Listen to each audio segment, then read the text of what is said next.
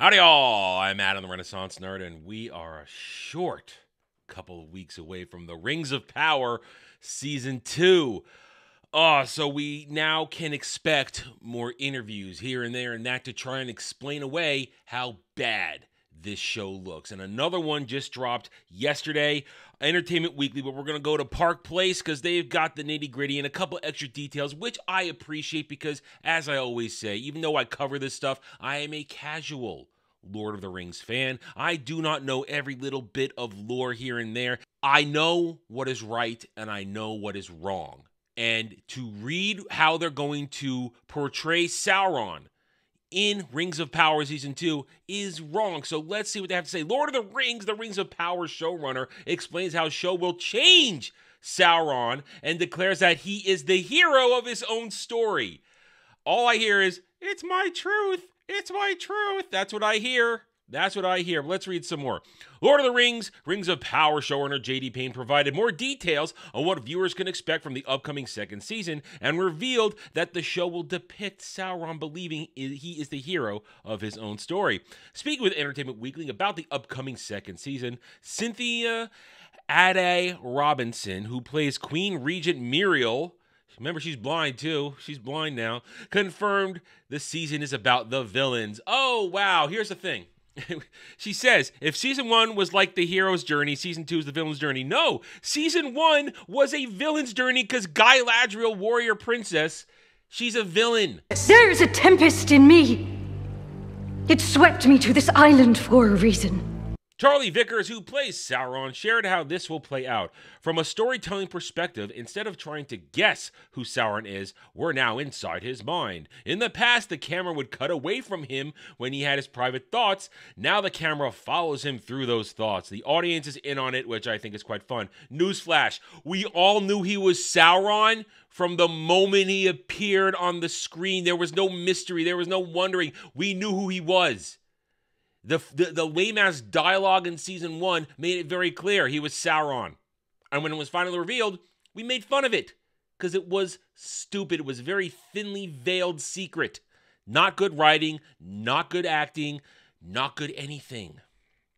Payne then explained how the show will depict Sauron. In Sauron's mind, he's the hero of his own story. His idea of himself is that he wants to heal and rehabilitate Middle-earth. He's got a very clear vision for how it should be done, and the only problem is other people keep getting in his way. Now, remember, last season, it was portrayed as the fact that Sauron tried to be good. He tried to be good, but people just won't let him be good.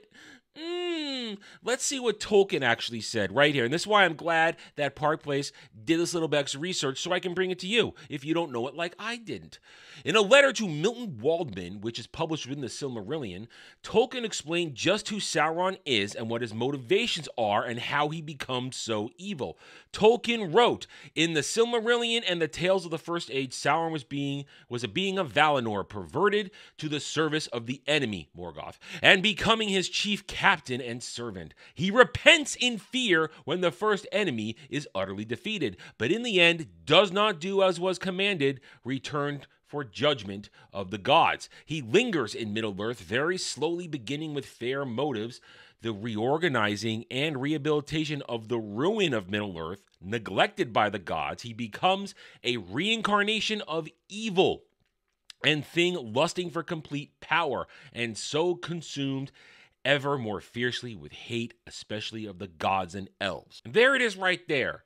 Tolkien's words, which are gospel when it comes to lore. Sauron repented out of fear, not devotion, not truth, not honesty, fear. He never wanted to be good. But Rings of Power Season 1 told us he wanted to be good. People didn't let him be good. If Galadriel had just loved him, he would have been good. And now he's just going to revitalize it of his own designs, of his own good nature, because that's how he sees it. He's the hero. No, in this one, in Tolkien's words, he did it because he hates the gods. He hates the gods and he hates the elves because he disagrees with them.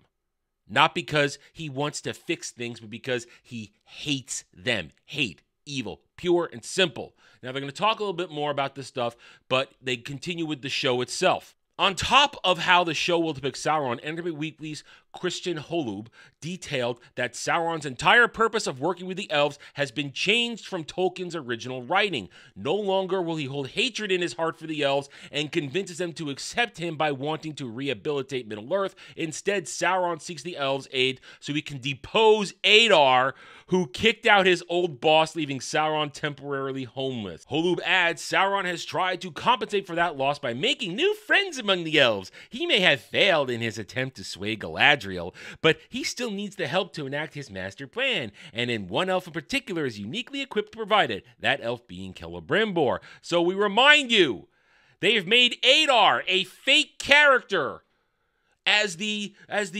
foil to Sauron, who just wants to do good, and he doesn't have hate in his heart. Sauron isn't truly evil. It's just his truth. You have to understand. He just wants to help.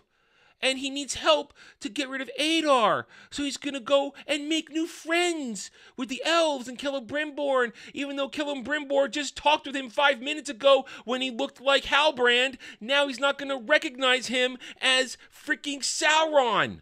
It's ridiculous. It's stupid.